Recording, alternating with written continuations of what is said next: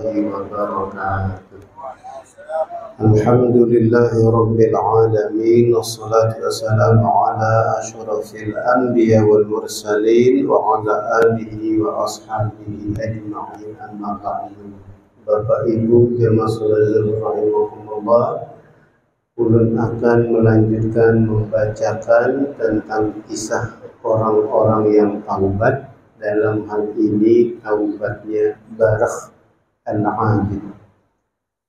Diceritakan bahwa Bani Israel kemarau di masa Nabi Musa. Lalu kaum Nabi Musa meminta kepada Nabi Musa agar Nabi Musa berdoa minta hujan untuk mereka. Lalu Nabi Musa mengajak mereka, ukhruju ma'i ilal jabal. Ayo semuanya keluar bersama saya, kita ke gunung. Falamma sa'idal jabala, ketika Nabi Musa menaiki gunung, qala Musa, Nabi Musa berkata, la yattabi'ni rajulun asaba dzamban. Pengumuman, siapa yang merasa pernah melakukan dosa, jangan ikut saya, kata Nabi Musa. Lalu akhirnya fansarafa kasi aksaru min nisfihim, maka lebih dari separuh kaumnya yang ikut tadi itu pulang. Nabi Musa mengatakan demikian. Tsumma qala tsaniyah, kemudian Nabi Musa berkata lagi untuk yang kedua kalinya, la yattabi'ni rajulun asaba dzamban. Jangan ikut saya siapa saja yang pernah melakukan dosa. Akhirnya fansarafu jami'an, pulang semuanya, karena semuanya pernah merasa melakukan dosa. Illa rajulan wahidan aqwara, kecuali tinggal satu orang, itu pun orangnya maaf nih buta. Yuqalu lahu Barzah, yang bernama Barkhun, bukan Barzah, Barkhun al-Adid.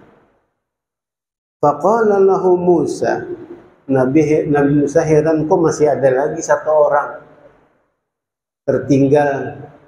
Maka Nabi Musa berkata, alam tasma' ma qultu, kamu tidak mendengarkah apa yang saya katakan? Jangan-jangan orang ini sudah buta, tuli lagi. Nah, makanya dia tidak ikut pulang. Qala bala, enggak, saya mendengar. Qala falam tusib dzamban. Nabi Musa penasaran, memangnya kamu tidak pernah melakukan dosa? Nah. Lalu qala ma a'lamuhu, enggak, setahu saya tidak ada. Illa syai'an azkuruhu, ada sih yang satu saya ingat. Cuman fa in kana hadza dzamban raja'tu, yang satu ini nah saya mau ceritakan, tapi kalau ini dianggap juga dosa, saya juga pulang. Qala ma huwa, kata Nabi Musa, apa itu? Qala, kata orang ini, marartu fi tariqin, suatu ketika saya lewat di sebuah jalan. Fa idza babu hujratin maftuhun, di jalan itu saya melihat ada sebuah rumah yang pintunya terbuka, pintu kamarnya terbuka. Falamahtu bi'aini hadhihi dzahibah syakhsan la a'lamu ma huwa. Mata saya waktu itu sempat melihat ke arah kamar itu. Ada orang yang saya lihat, tapi saya tidak bisa memastikan apakah laki-laki, apakah perempuan. Itu aja yang saya ingat. Lalu saya berkata kepada diri saya, kepada mata saya, faqultu li ainayya, saya katakan ke kedua mata saya, anti min baini badani sara'ta ilal khati'ah. Hai mataku, kamu ini adalah salah satu anggota tubuhku, kamu ternyata telah melakukan dosa. Syariat Nabi Musa begitu keras, tidak bisa salah lihat dosa. Orang ini mengatakan kepada matanya, hai mataku, kamu telah melakukan dosa. La tashibini ba'daha, jangan lagi aku ditemani setelah ini. Fa'adkhaltu usbu'i faqalaqtuha, lalu aku masukkan jariku ke mata, aku cabut, aku congkel mataku dengan jariku sendiri. Karena dia merasa bersalah. Gara-gara cuma melihat itu aja. Melihat kamar rumah orang yang terbuka, itu pun juga tidak sengaja. Lalu dia pertegas kepada Nabi Musa lagi. Fa in kana hadza dzamban raja'tu. Kalau ini dosa yang tadi saya ceritakan, saya kembali. Nah, faqala Musa, laisa hadza dzamban. Bukan, ini bukan dosa. Nah, karena kata Musa, ini bukan dosa, qala lahu, lalu Nabi Musa memerintahkan kepada orang ini, istasqi ya bakh. Mintalah kamu wahai Barakh, kamu mintalah hujan kepada Allah, berdoa kamu. Lalu si Barakh ini berdoa, Kudus, Kudus, wahai Zat yang Maha Suci, wahai Zat yang Maha Suci, ma indaka la yanfad. Apa yang ada di sisimu tidak akan pernah habis. Wa khazainuka la tafna. Perbahandaraanmu tidak akan pernah habis. Wa anta bil bukhli la turma.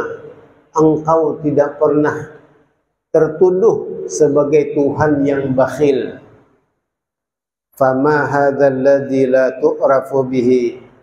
Apa masalah apa yang membuat kami ini tidak dihujani? Nah, setelah lalu dia katakan, isqinal ghaitha as-sa'ah as-sa'ah. Segera hujani kami sekarang, segera hujani kami sekarang juga. Lalu akhirnya fansarafa yahudanil wahla. Nabi Musa dan orang ini kembali dalam keadaan menginjak-injak lumpur, artinya hujan turun deras saat itu juga. Bapak Ibu yang berbahagia, ada dua pelajaran yang kita bisa ambil. Yang pertama, orang ini meyakinkan dirinya tidak pernah melakukan dosa. Dan yang dia rasakan berdosa itu pun gambarannya kayak tadi. Entah terlihat atau melihat isi kamar orang karena pintu rumah orang itu terbuka. Tapi dia merasa berdosa, dia mau tebus kesalahannya dengan cara mencongkel matanya sendiri. Ini termasuk bagian syariat umat terdahulu. Kalau dosa mata, mata yang dicabut. Kalau dosa tangan, tangan yang dipotong. Berat. Nah, tapi seperti itu dia merasa berdosanya. Walaupun akhirnya Nabi Musa mengatakan itu bukan dosa. Pelajaran yang kedua membuktikan bahwa orang yang berdosa itu, dosa itu menjadi penghalang mudahnya dikabulkan doa. Sehingga Nabi Musa nyuruh pulang ini. Karena ini permintaan doanya ini penting. Tidak mungkin diminta oleh orang yang banyak dosa walaupun jumlahnya ribuan. Nah, Dan akhirnya betul, bukan Nabi Musa yang berdoa, orang ini saja, satu orang, tapi dia adalah orang yang tidak pernah melakukan dosa. Akhirnya doa untuk minta hujan langsung dikabulkan oleh Allah. Nah, mudah-mudahan segala dosa kita diampuni oleh Allah Subhanahu wa taala. Inilah sedikit yang bisa saya membacakan. Mudah-mudahan ada manfaatnya. Hadanallahu wa iyyakum ajma'in. Wassalamualaikum warahmatullahi wabarakatuh. Bismillahirrahmanirrahim. Alhamdulillahirabbil alamin. Wassalatu wassalamu ala asyrafil anbiya wal mursalin wa ala alihi wa ashabihi ajma'in. Allahumma anfa'na bima 'allamtana wa 'allimna ma yanfa'una zidna 'ilma. Allahumma thabbitna fid din wal ta'wil. Rabbana atina fid dunya hasanah وفي الآخرة حسنة وقنا عذاب النار وصلى الله على سيدنا محمد سبحان ربك رب العزة عما يصفون وسلام على المرسلين والحمد لله رب العالمين تقبل الله منكم. لا حول ولا قوة إلا بالله العلي العظيم.